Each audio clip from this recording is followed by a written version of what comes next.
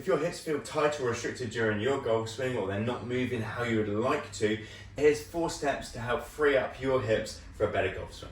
A few issues that might happen in the golf swing can start with a hip hinge, not being able to hip hinge, so being able to hip hinge correctly compared to just bending the knees and slumping forwards can maybe restrict the hips.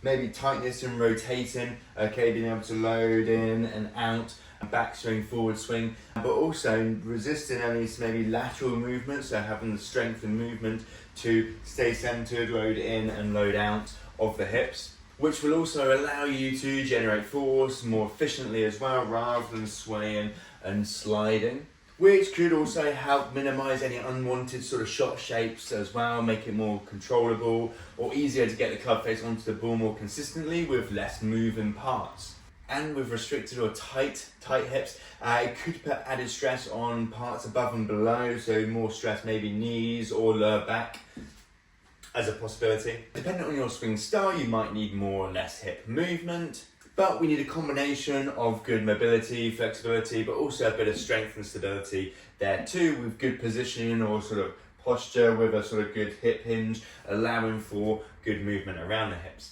Number one, we're going to start with some simple static stretches, and this might be what you've done before and then stopped there, but this is just step number one. We're going to start off on the floor for our static stretches. A nice and simple internal and external rotation stretch. We're going to go internal rotation stretch to begin with, dropping the knee inwards and then popping my other foot on just to assist the stretch. I'm not letting the bum come off the ground, basically just dropping the knee inwards, working on internal rotation off this side, and then doing the same the other side, just popping my foot on top just to add a bit of extra pressure in to help get a little bit more range of motion. Again, not turning the hips, so keeping the bum down, and just holding this position here in a mild discomfort. Should be feeling that one in around the hips. Next up, working on external rotation, this time knee, ankle over knee, reaching through, pulling up towards your head. Feeling this one around the hip, around the glute here, working on this time into that externally rotated position. Next up, we're going to do a hip flexor stretch. This is on one knee, big step forwards, then hips forwards, nice and tall with the upper body. Feeling the stretch high up on this back leg. If not, maybe try and tip the pelvis backwards or squeeze the bum cheek. Feeling this in the hip flexor this side. Again, just holding this position. You want to be balanced during stretches. No problem holding on to something next to you rather than trying to keep balance and wobbling around. Moderate discomfort, nothing too painful. Few deep breaths, nice and relaxed and balanced. And obviously performing that on both sides. And then we're going to do a simple butterfly or adductor stretch, groin stretch. So this is feet facing together. If you can, get your heels in as close to you as you can. Most of you might be out here in as close as you can. And just with your elbows pressing down lightly onto your knees. For many it might look just like this, and feel it on the inside of the legs. But otherwise, if you can, feet in nice and close, and then knees down, making sure it's sitting up nice and tall too, and just applying a little bit of light pressure. And again, just a moderate discomfort, holding this position here. Next up, step number 2, we're going to move on to dynamic stretches. This is moving into an out of position. It requires a little bit more control, a little bit more maybe strength and coordination compared to the static stretches. And a little bit more related to the golf swing compared to just static stretches on the floor. First up, hip internal rotation, where we're just going to move into and out of position. So I'm going to start with my feet shoulder width and toes pointing straight ahead, not letting them flare out for this one. Toes pointing straight ahead and just turning my pelvis from one side to the other, moving into and out of position. This side, pelvis facing this way, toes pointing in, foot might roll a little bit, but otherwise making sure toes are pointing straight ahead and just moving into and out of position. Next up, we got a leg swing for adductors and a bit of sort of side hips, glutes. Dynamic leg swings. I'm going to perform this one facing onto the wall, a little leaning towards the wall, then out to the side and then across the body. Aiming for good range of motion out to the side to stretch the adductors, and then a little bit across the body to stretch the side of the hips and just moving into and out of position, okay, with this one. Next up for a dynamic stretch, we're going to do an assisted squat. I'm going to hold on to something in front of me to help go lower into the squat to work on hip mobility. So I'm going to just hold on to this, something's not going to move in front of me. Usual sort of squat stance, feet shoulder width apart, toes pointing slightly out.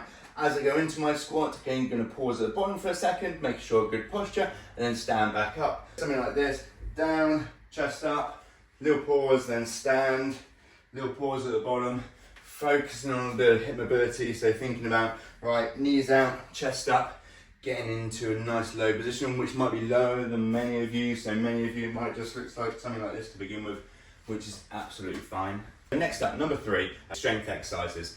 We can go through a deadlift first, which is helpful for that hip hinge as well as also strengthening up everywhere down the back. We can go for a kettlebell deadlift to start with, which is nice and simple. This is feet in nice and close for this one, and then kettlebell in hand. You're going to start by pushing your bum backwards and then bending the knees just a little bit, making sure we have nice straight back posture throughout. The shins are pretty vertical, and with the kettlebell stays nice and close to the body, so bum back, little bend in the knees, down towards the ground, then up nice and tall. Hips back first, then bend the knees, up nice and tall, making sure again, good straight back posture throughout. Next up, we're going to do a split squat. This one's great for strengthening all around the legs, to help with any unwanted movements in the golf swing, being a bit more stable, being able to create more force on the lower body.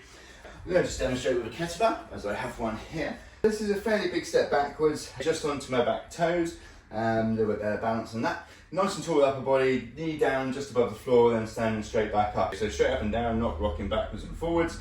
In this bottom position, pretty much 90-degree front shin angle, and just staying onto the toes, particularly as I come back up and not rocking back onto the heel. So up and down on the spot from here, and exactly the same on the other side. Next up, we're going to do a sideways lunge, or a sort of static sideways lunge anyway, where we start with our feet nice and wide and we're looking to squat down one side and then the other. And this one can be pretty tough, particularly if you do have tight or restricted hips, okay, because we're working on a few things, which is strength around this side, okay, to be able to load in, also mobility, but also mobility around the inside of this leg. You might not get too low to begin with, but we're working on improving strength and improving our range of motion into this exercise. Nice wide stance, squat down, kettlebell down towards the ankle, standing back up, and then the same the other side, aiming to sink down into the hips, kettlebell down and back up, and then the same on the other side. If you can't do it with a straight leg, then allow a little bit of knee bend, absolutely fine to begin with, but otherwise that's what we're working towards. Step number 4, okay, now is integrating these sort of movements into either ones where we're moving a little bit quicker, or more strength type exercises where we're using maybe a greater range of motion, maybe similar to those found in the golf swing as well. First up, we're going to do a cable side on row. So we're going to pop the cable down to the bottom here, stand side on with our feet shoulder width apart. We're going to turn into this side, okay, loading up into the hips, and then pull nice and quickly, finishing up nice and high, nice high elbow in towards my armpit here, all in one smooth movement where we're loading into the hip, then pressing off nice and quickly, okay, working through good range of motion. Toes pointing straight ahead, we're not cheating and making it easy for this hip. Toes pointing straight ahead, side on, in, and then out nice and quick. Aiming to squat down, load into this side, like a smaller version of those sideways lunges. And then nice and quick, loading out of that leg, okay, exploding out of that leg, finishing into this top position here, and performing this on both sides. Next up, we're going to do a hip toss. This is a side-on hip toss. This is feet shoulder width apart, and just turning back, hip height with the ball, loading into this side. If, for example, you're someone that maybe slides or sways backwards a little bit too much, you could put something there just to remind you that's as far as your hips need to go, okay, and not too much to knock the roller over. So a little back and then through, okay, loading back and then getting all the way through, focusing on, if it's the hip issue, then turning through, getting into that good finish position round with the hips.